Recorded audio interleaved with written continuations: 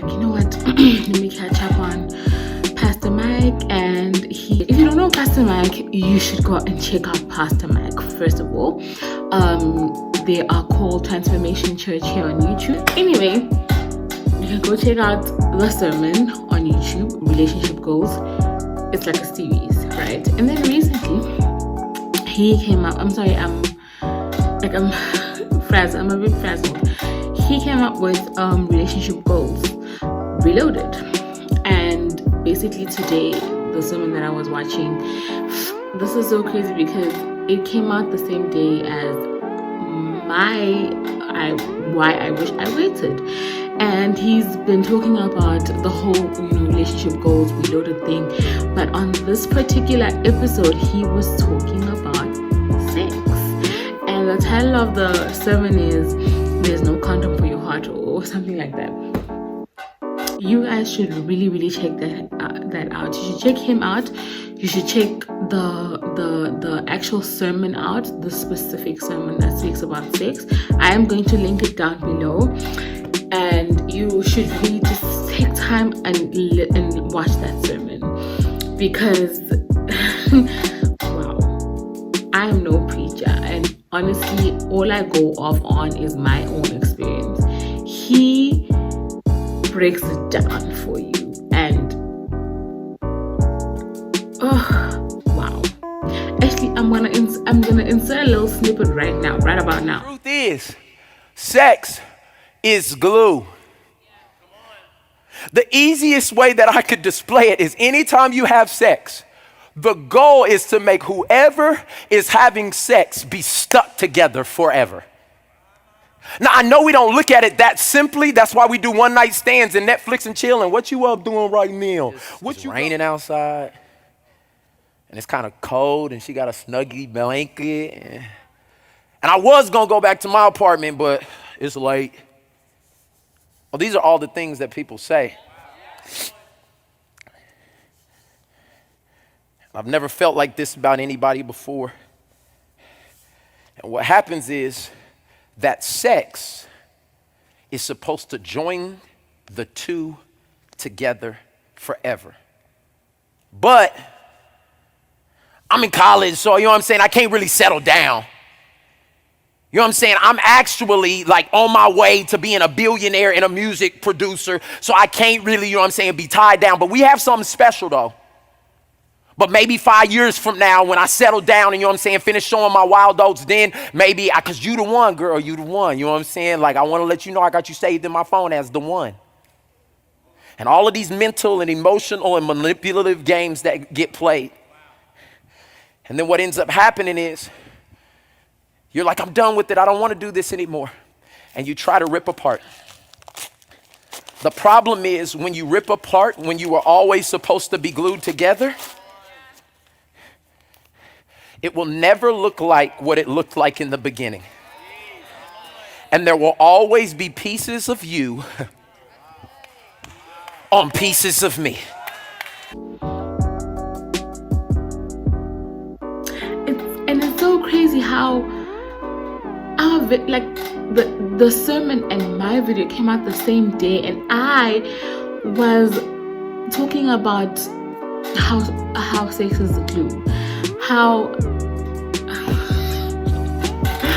crazy. I had to come back on here and tell you guys this and be like, guys, we are on the right path. You are on the right path for, having the desire to wait. So yeah, I'm going to link the sermon down below. Please do check it out. It's amazing. I didn't even finish it, but I just had to come on here and record this. That'll go along with the video, the reaction video, and be like, guys, check it out, please. It's amazing. I literally have no words, and I haven't even finished it. So yeah, I'm going to go finish it now. So yeah, check it out, family. Hey family, welcome back to my channel. My name is Mbadi Lamini, but you can call me Mrs. Lamini. If it's the first time joining us, welcome. And if you're a returning member of the family, welcome back, family. So I uploaded a video on why I wish I waited. Pretty daunting for me to do, but I had to do it. And it really got quite the conversation going, more than my other videos. So I'm like, okay, you guys like this topic. So I thought, why not? Forgive me, guys, I'm in my gown. It's very cold. Very cold. I am in my gown and I'm chillaxed. I know my face is not chillaxed. Ignore it. Just ignore my face. Yes, I thought that I should react to your questions. Well, some of your questions, your comments. I thought that how amazing would it be to actually respond on camera and you see my face and you see my reaction to your question or to your comment. Okay, so yeah, let's get into it. I'm not gonna obviously respond to all of them, but yeah, okay. So Samu says, what tips would you offer for someone who wants to keep waiting but the temptation is real? What I would say to you, I did respond to her, and I said that okay, first of all, have like-minded friends. I feel like there's nothing as just demotivating in whatever goal that you're trying to achieve than having friends who are not for your whatever values that you want to uphold. It will not make sense. Be equally yoked with your friends. That's where it starts. Because if you can't be equally yoked with like the people that you hang around with, the people that you have, those are like the relationships that we normally build first before we start dating, is your friends. So if you don't learn then to kind of go for the people that just align with your values, then you're gonna have a problem when it comes to dating, because nakona you will just go for the opposite of what you actually want, or someone with the opposite values as you. So I would say have like-minded friends. It honestly does make a huge difference, and such that when maybe one strays, then the others can help out. Because the truth of the matter is, friends have a lot of influence in our lives, especially at a young age. Friends have immense influence in our lives. This is fact. You need to be intentional. Like, do you really want this? Do you really want to wait? Do you really not want to give it up? Yes, you're human, and yes, you have urges. But the truth of the matter is, the urge. But once you feel that urge to actually have sex, whenever you find yourself in that position, I feel like avoid whatever gets you to get to that position. Do you understand what I'm saying? Avoid that, because you know what you want. You have to be intentional about actually even avoiding that completely. Do not be alone in secluded places, in a private place together. Always go out and be in public and be amongst the people. That is, I feel like that's like a no-brainer.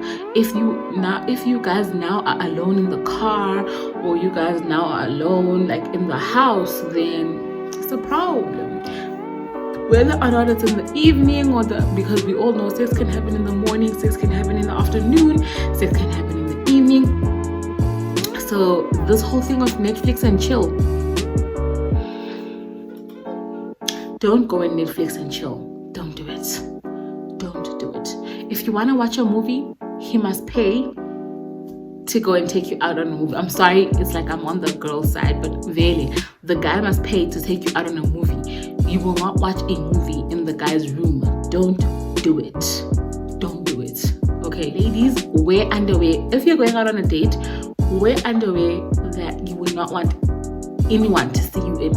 Underwear that you would not want to be caught dead in. I would actually go as far as to say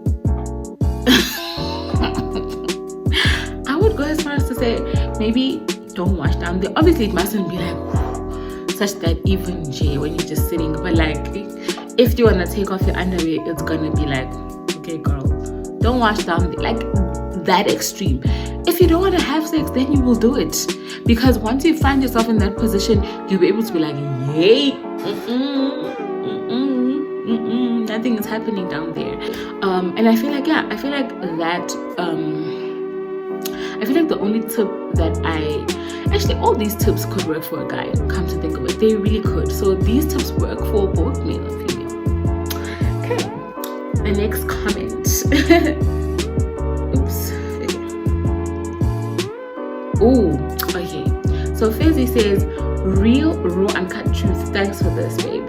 Enlighten us. I wish I knew about soul ties long time ago, and they should have taught us this in the church, but it's no sex before marriage. End of story. How? Why? We need to know why.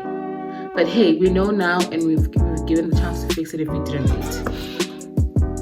Yeah, I feel you so hard. I feel you so hard.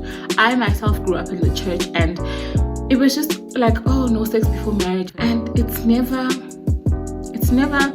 consequences. It's never like, I really feel like the youth need to be enriched with such information. Umuntu ahambe out there, attended a choice, attended a decision, having known the facts of the whole situation, having heard from people like me who have gone through it and say, listen here, I don't do it because I have done it. Having heard from our elders, listen, my children, this is why you don't do this thing.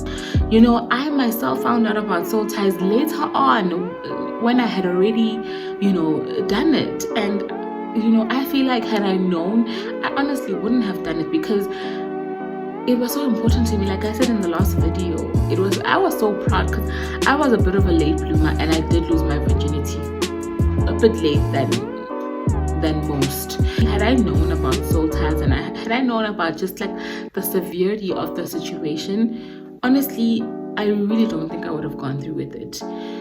So I agree with you 100%. I feel like the church needs to really do better at teaching the youth about these things and really being transparent when it comes to such things.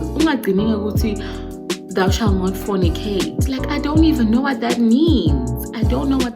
All I know is that everybody's talking about sex, or all my friends are doing it. Why not? Why shouldn't I do it? And the only reference I have is the internet or my friends. It's really, really bad. I feel like parents, you need to do better. Parents and the church, let's do better. Yeah. So yeah, this was very deep and I relate 100% to this.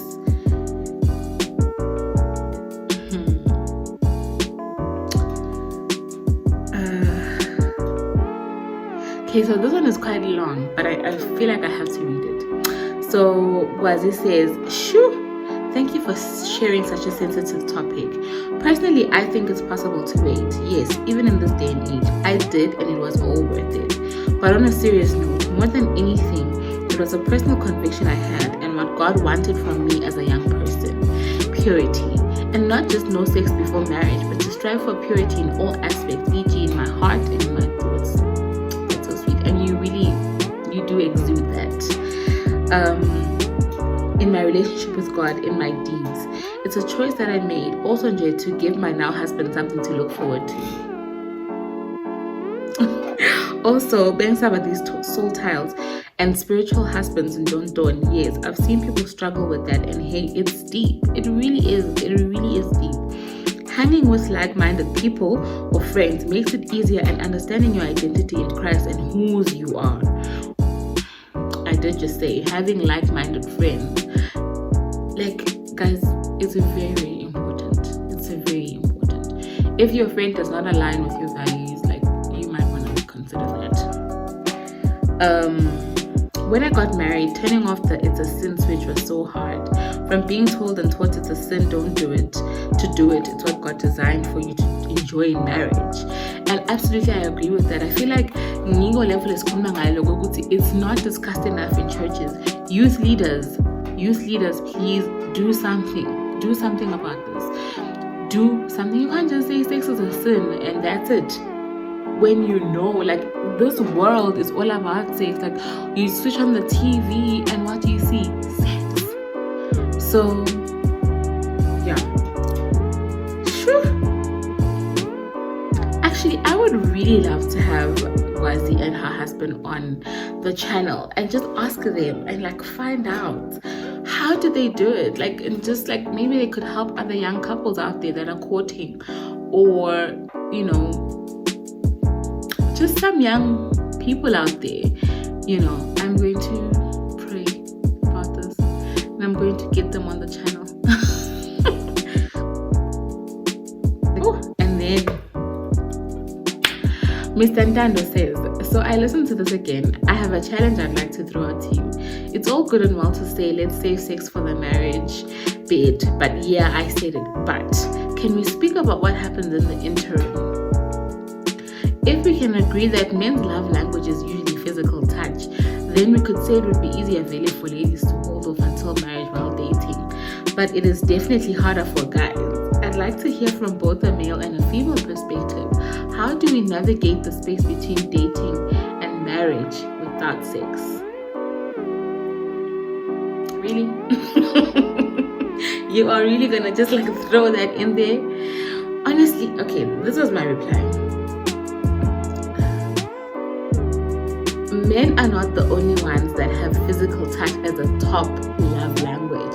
I myself find that it is my number one love language. But are you saying Mr. Dlamini must come onto the channel? Mr. Dlamini does not want to come onto the channel. These things are too deep for Mr. Dlamini. And then he says, I'm saying let's dig a little further, and it would be interesting to hear Mr. Dlamini's thoughts now that you've given us access to him. So basically, I think Snando just wants to hear a male's point of view, and I just want to let you know that I'm working on that. I'm working on it. I promise. But honestly, I feel like male or female, it really matters not. Because I would argue that we females also like to be touched, you know, we like physical touch. That is a top love language of mine. If my husband hasn't like hugged me or just cuddled with me, I feel a bit of a disconnect. So that is like one of my top love languages. So unless you are saying that, unless he is saying the men's need for that intimacy level is greater than that of a female, fine. But I feel like it's possible. People have done it in the past. People are still doing it. Is it easy? No, it's not easy. It's not easy for us. It's not easy for females. But it is definitely possible. It is definitely possible. But your challenge has been accepted, Miss Ntando. I am going to work hard, very hard, to get a male to come onto this channel and to tell, you know, this whole thing from a male perspective. It's a very interesting topic, and I'm so glad that it got so much traction and that the conversation is going. Let's keep it going. Let's keep it like that. We need to normalize these things. We need to normalize such conversations. It must not be so awkward. And I suppose I understand why it's so awkward. It's because it's always been awkward. Always. From, you know, when you were being told that fornication is a sin, not even knowing what fornication is. You know what I'm saying? But anyway, you know, we're working towards it. We're working towards normalizing this and it becoming, you know, such that the young ones that are coming up after us know exactly what a soul tie is, know exactly how to avoid, you know, having sex, knowing exactly how to avoid compromising themselves and putting themselves in compromising positions that will allow them to end up doing things that they regret. You know, just don't do it. Don't do it. Don't go to his house. If you know that, you know, you guys have a strong physical connection or chemistry, why are you going to his house when you know you guys will be alone? You know, this is what I'm talking about. Don't do it. Don't do it. Go and see each other publicly. It's still going to be lovely. It's going to be a nice date. You don't have to be alone, just the two of y'all cooped up somewhere private. Like, you are asking for trouble. You are literally asking for trouble. Like, come on. It's a no-brainer. It really is. Anyway, I think that's the last one that was interesting that I wanted to read. There's so many of them, but these ones were the most engaging. Ooh. And yeah, I don't want to make this video too long, but I thought it would be really nice to come and react to these comments because this video was yeah. Oh,